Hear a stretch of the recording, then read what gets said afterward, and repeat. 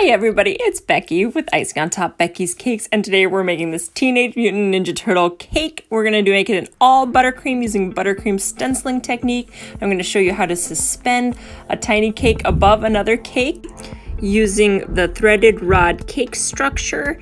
And let's begin. This is so fun.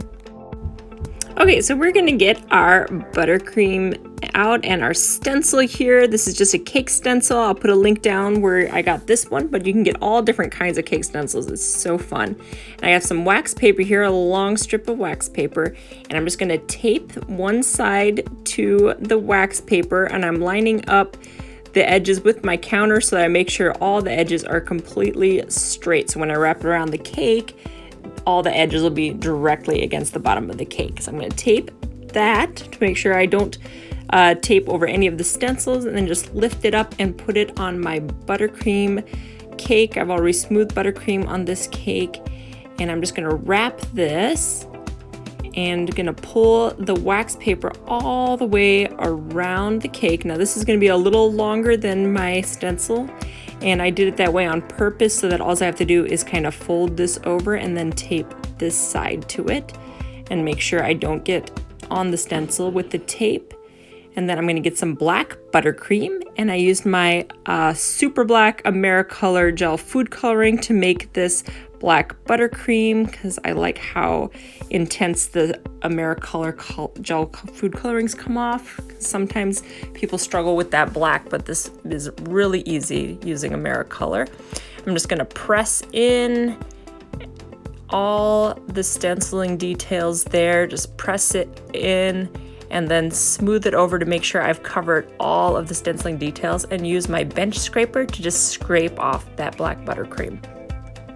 So I'm gonna run that scraper over it a couple times. I can turn it the other way too, so I can still scrape it with the other side.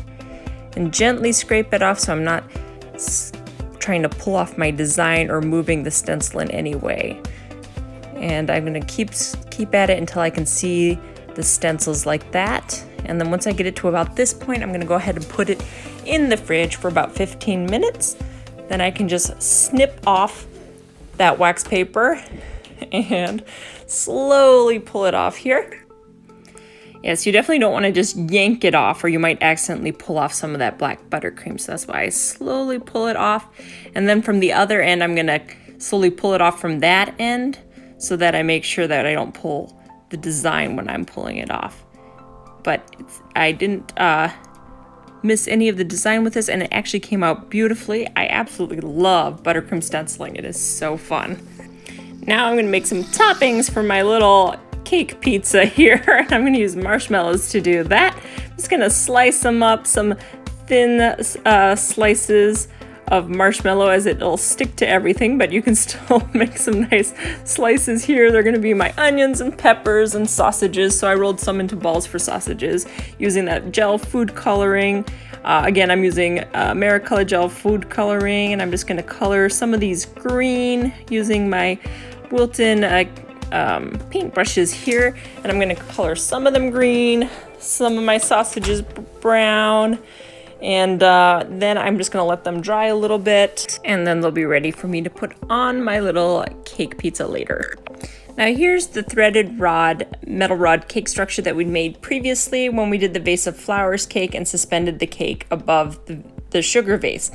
We're using the same one, so I'll put a link to the tutorial on how to make that structure down below, but we're gonna go ahead and use that same structure and suspend this tiny cake right above our big cake. And this is completely crumb coated so we don't drop crumbs below onto the cake we just decorated.